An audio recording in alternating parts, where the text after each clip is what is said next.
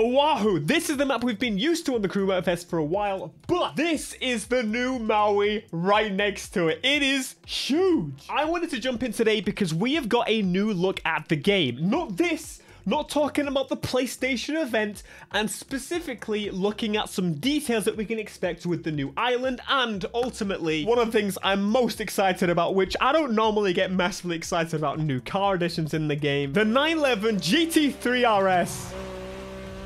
And it sounds good. So we're going to play through this video. There's actually a few videos they've been posting over on their socials, and they're giving us more information, but in Twitter format. We actually worked really hard on our technology with Houdini to bring out this diversity of fields. Some of those unique features are the coastal roads. They are either leading you to a red paradisiac beach or maybe some little cute village, but some of those coastal roads are actually really overlooked by magnificent waterfalls. I also know some of my colleagues worked really hard on the volcano smoke to make it look like it is either condensed but sometimes airy. It looks like a plume.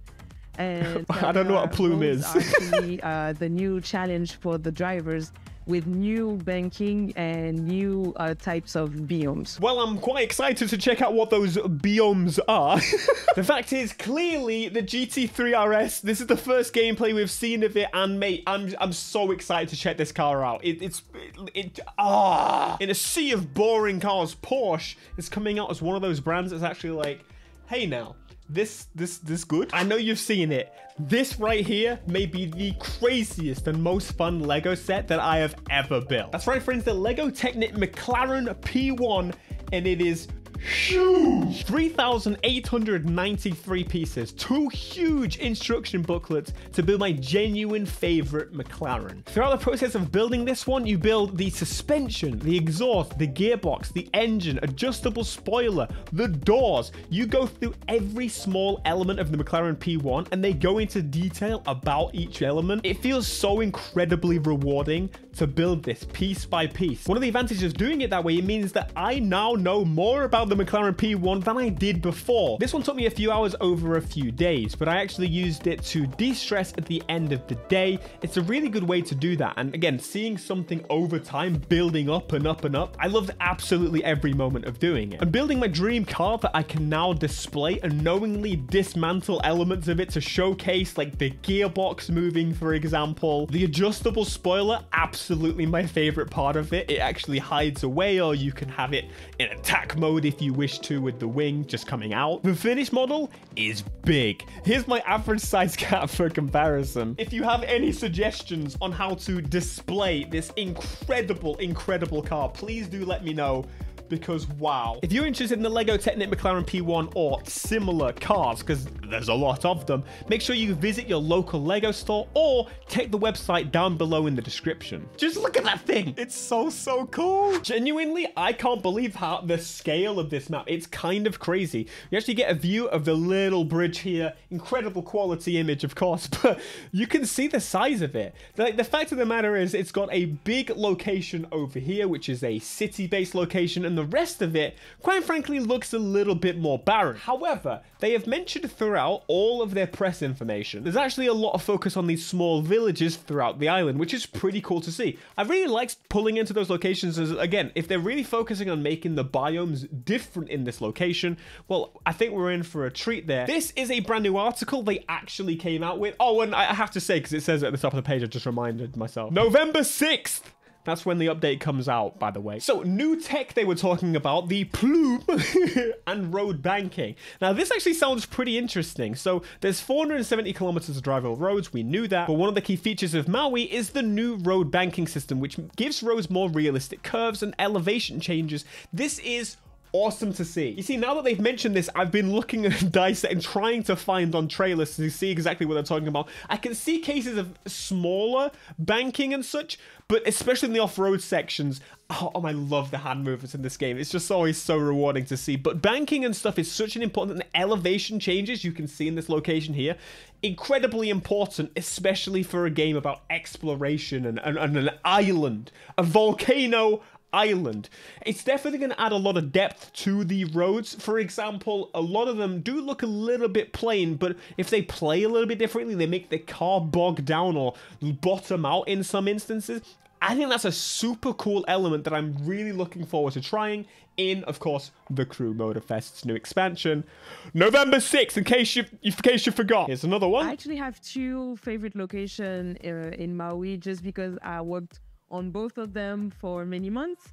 And both of them were challenging. The first one is the Maui Observatory, which is in the south of the island, near to the volcano. I hope we get some good views here or something. The challenges because we wanted to recreate the accuracy of the heights and of the views that you will have once you get in that photo mode. Go on. I'm really proud because when you are in the village of Kie, you can actually see the buildings of the observatory. It was one of the many challenges that we have to deal with, the banking and some of the heights and the hills and the rocks. I'm really proud of myself for that. The second location is the Garden of Eden, the Arboretum. It's actually just a whole gathering of all the plants and flora that you can find in Maui. And we worked hand in hand with vegetation artists just to make sure that we have from the small little plants to the mini version of a bamboo forest inside this arboretum. So you get to actually enjoy the experience of all the little plants and biomes from this small arboretum. Look, exploration is clearly one of the highlights of the Crew franchise. It's always been the case. And I feel like with Motorfest, I don't know, I feel like it was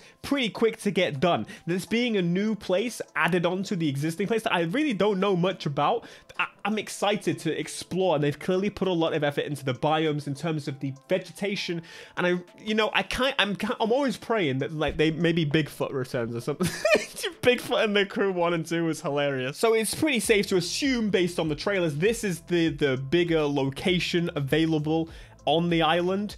We get a few snippets of different locations throughout the map, of course, but I love hearing from the people behind different elements of the games, like them working their craft, creating and being able to expand upon it with new tools and new ways to create things. Like, it's just, I've said it before, passion is sexy, and I want to see more of it, please. So please, also, I would like to suggest though that not only can we have it in square format, can we have it in 16:9 Ivory Tower on YouTube in not Twitter compression crap.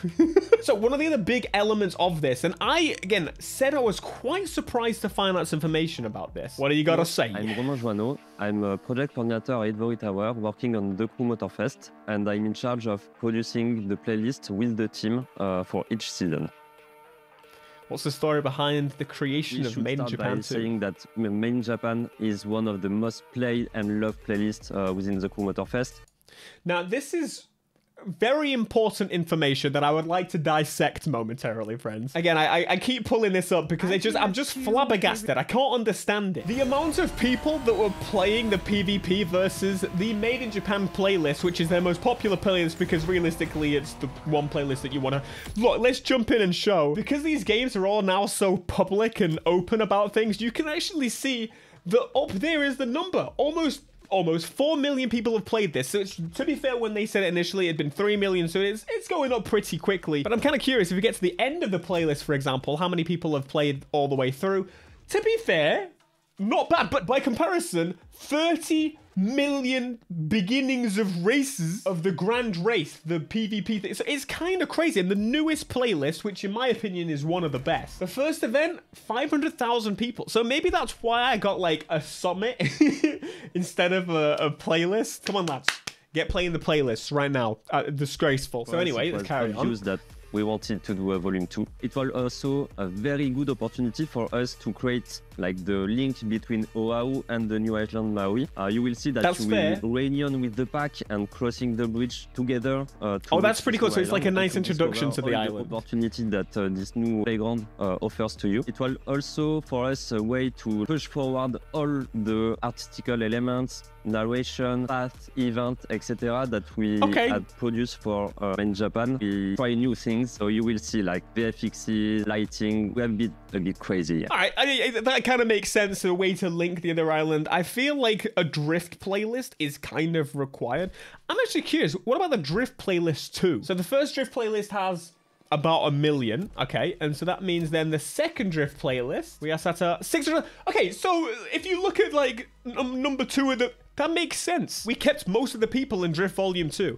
I almost wonder now what the players are going to be like on this. I'm super curious. I feel like this is the type of game that's going to evolve and it's going to get bigger with over time. And so the introduction playlist to the new island is probably going to be pretty big.